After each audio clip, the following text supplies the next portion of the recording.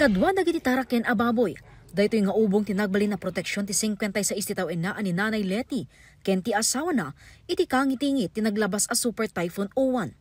Naimatangan na no kasatno nga intayab ken binukwal iti angin ti atep ken dagiti agsit a nagserbi nga adigi ti pagnanaedanda a balay.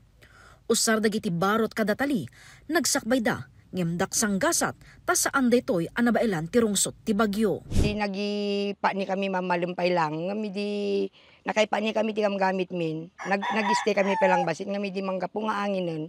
Limikas kami ta ayan ti pigarin ma'am. Ang mga 8:30 kas di ti rabi. Nangarod ma'am pelaan kay di nyangarod pelang ti mako namin no mapanen. Kaya sayang ma'am. Napela ko man dati pangalaan nga sigod nga pangpasimpa. Ano sa milata na di mabalin malata nga pakai mabalin nga maisimpan nga mabalin pela paglinungan.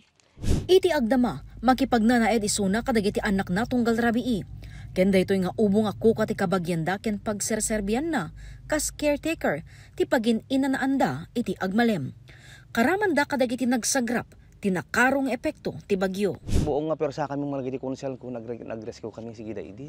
Yun mga amin nga binagami agbakwit ma'am. Sila rong karame sila ti bigat dagom dati ma'am ti talaga kakaruan nga natamaan. Tinulungan mo naman kiti no daman extra nga gamit ma'am babalin do nga itig kanya lang. Agpatulong kami tumo no ti sa balang gen. Siguro agbalang gito ma'am na burumot ma'am nagita na no nabasa kami na maanayin ma'am nagitan buro. Nagita yero ma'am siguro balin pala kita isang sa ranuton mi nga ikabit. Kiddaw met da Nanay Letty ti tulong amang bangon ti basit apag naedanda.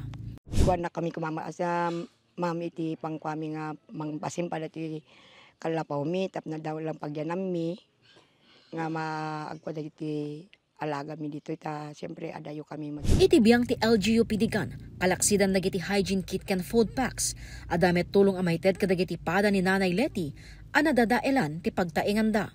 Going ti assessment mi palang ngamin kadagiti damage houses tanong ma-assessment to di totally so dan to ti may priority palang nga may kanti financial assistance. Actually ma'am kat usually mga 5,000 tapos ti totally kat mga 10. Dapat LGU na yun ma'am? One ma'am tapos at dan to pa itad ti DSWD financial assistance mo ti. Iti record ti PDRRMO, pakabukla na 714 ti reported a partially ken totally damaged abalay, 165 iti daytoy, ket manipod iti San Juan.